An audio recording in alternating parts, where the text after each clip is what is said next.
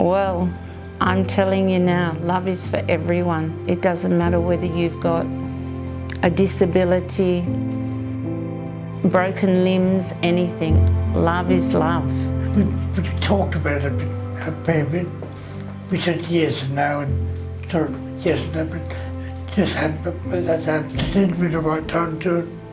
He did ask me a few weeks before that if I'd ever consider marrying him, and I said, oh, I'll think about it and I'll let you know. So I got back to him and I said, well, if you want to do it, I'm happy to do it. You just work it out and it will happen. He'd gotten some news, which was some pretty sad news, that he's at high risk of having a stroke. I've had 8 strokes so far. So, unfortunately, ended up in here. And he didn't want to wait any longer to pop the big question. We've been in and out of hospital and we'd had things done. I thought best time to do it somewhere around the hospital grounds. We first had to establish a date that he wanted to do the proposal, act as a bit of a coordinator for the team to let the team know that there was this goal. And then I asked him if kneeling down and getting on one knee was something that he would like to work on in therapy, and that was a goal that we made. These patients are having therapy sessions sometimes twice a day, every day. For Brett, it's been months. And so you really need a reason to keep showing up and keep putting in the work.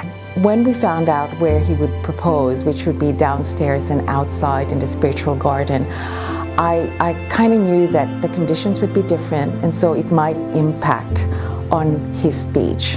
So that was one of the different things we did. I took him downstairs, and that was where we did our rehab, was in the spiritual garden. We had to work out things like what to wear, doing his hair, all these important things that are part of making the big day all come together. It was an exciting goal to try to achieve because I knew he could do it. This is a goal that is about his future and planning his future with Ruth.